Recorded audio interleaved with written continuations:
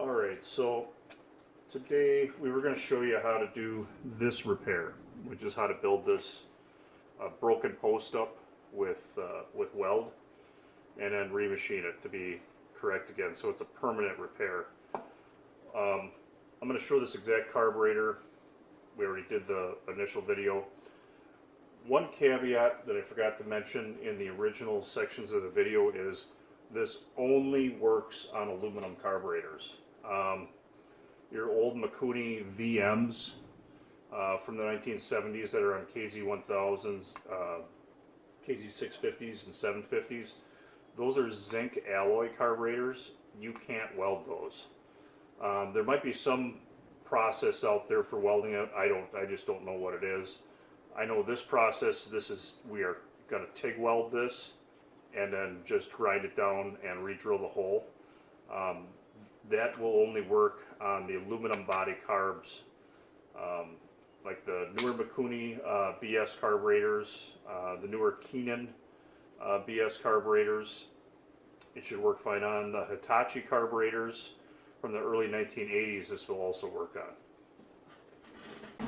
Okay, so today what we're going to do is we're going to fix a problem that happens a lot, or I come across this a lot, where somebody drops off a set and one of the float bowl tabs is busted off.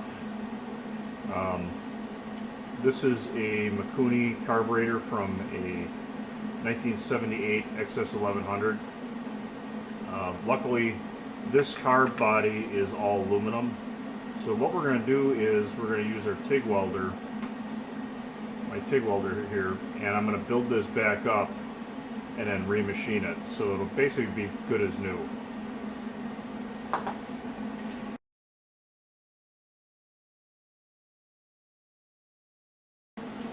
So to start with, obviously you need our gloves or filler rod. This is just ER 4043 3/32 filler. Literally get it at Harbor Freight. We do have an Everlast one TIG, which works great for this.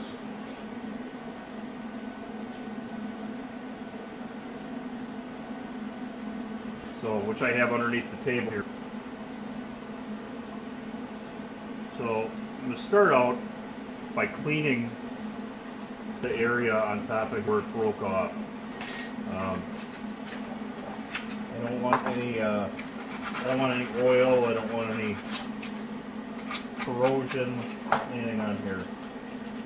All that's going to interfere with trying to weld it. The cleaner you can get it, the better, obviously. So I'm just using 180 grit or 120 grit sandpaper, sanding it down so it's nice and shiny. I don't see any more pits. Basically just like that. And then we're going to weld. Now when we weld this, I'm just going to be doing like little tacks. And what we're trying to do is we get a little tiny puddle going, and then we just put a little dab of filler, and we're just kind of working our way around it and building it up. If we end up bigger, that's fine, because I can always take more material off. So we'll start that process right now.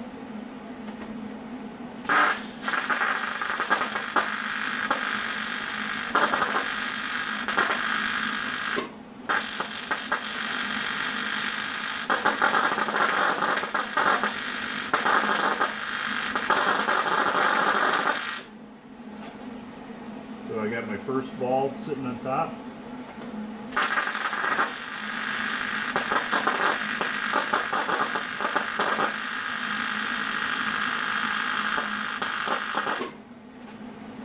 There we go. So I think we're just about to finish height. I'm just going to check that. Just put a straight edge across it just to make sure. Yeah, so it's taller than where the finish height is. So now if I'm looking at it this way, I actually have more build than what the original diameter was. So now it's just a matter of sanding this down and then we got to run a drill through at 90 degrees and make sure that that.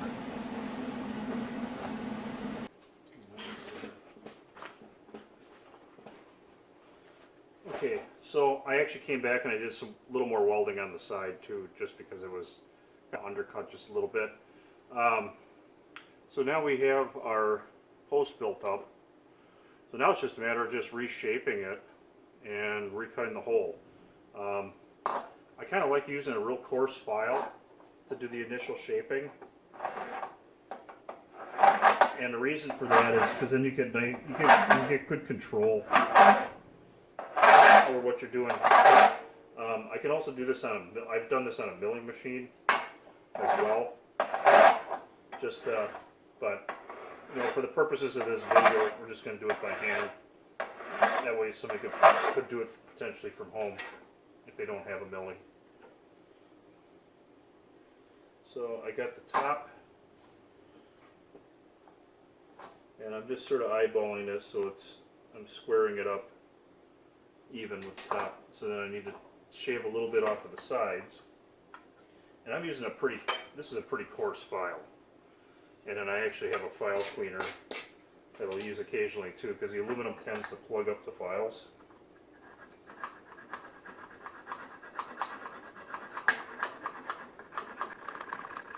But the next file get light control and you can make it flat. It's kind of just nice with the nail grinder. And it cuts pretty fast. So I'm just about even wear on the side here from originally. Right there. This one.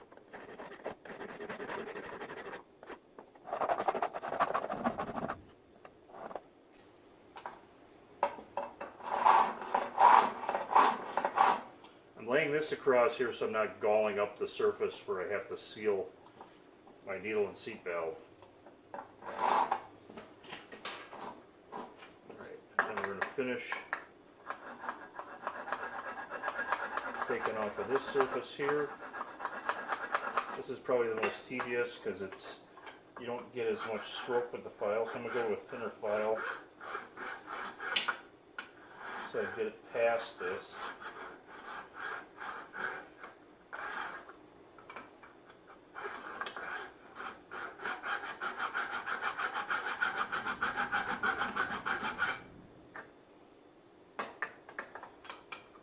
I'm going to take that point off of there. So right now we're pretty close. And I want to see where my float sits. Right now, obviously I got to take a lot more off of this edge. I'm going to hold the file at a steeper angle. And we're just going to work it.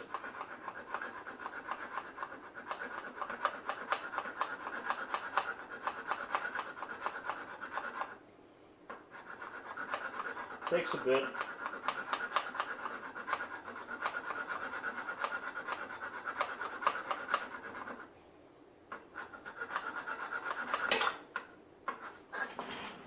So now we're actually looking a lot straighter, and my float does fit. So we're looking pretty good. I'm going to take just a little bit. I'm going to actually compare this to an original one here. See how much slop we had. See, the original one actually has quite a bit of gap in there. So we're pretty tight. I'm going to take a little bit more off of that surface.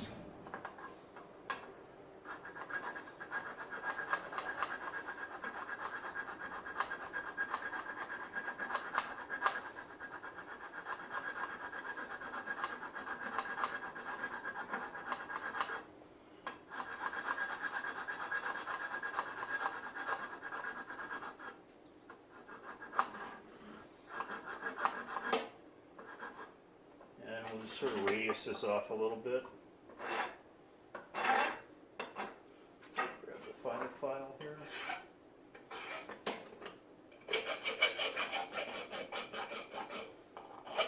Kind of round her off a little.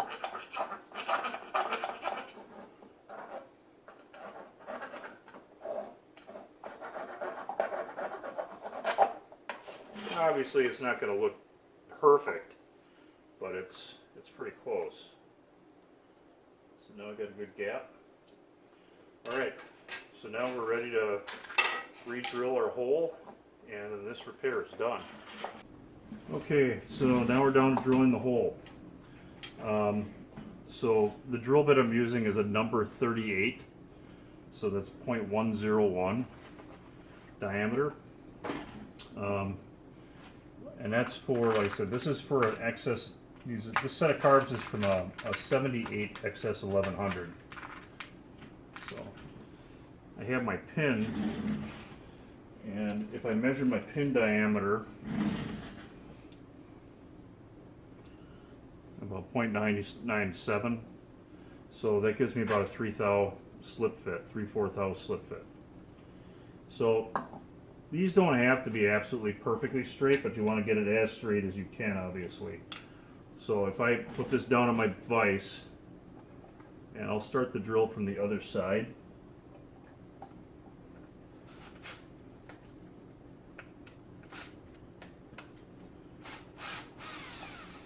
And it should start pretty straight. Now, if you got any questions, if you have a drill that's got a level on the back of it, it's really nice. But I'm actually just kind of going to eyeball the difference. I'm tipping it up and tipping it down, and then looking at the 2 points, and then I just find the center point in between it, and that's where I'm going to drill at.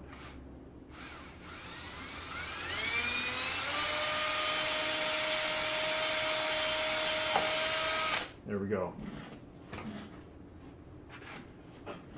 Blow it out. So we can take our float here.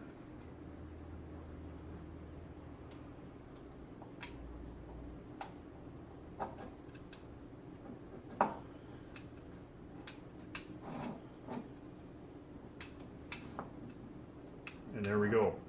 One thing I might still have to adjust is just shave a little bit off of this front edge, because the float drop is controlled by that. So I'm going to grab it. Actually, this float might be in a little better shape.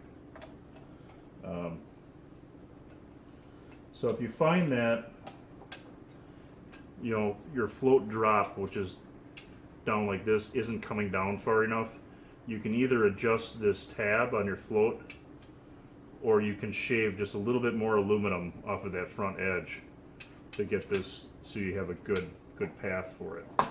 Next thing to do also is to just check with your float bowl, make sure everything fits, and then you got a little bit of clearance on there when you're done.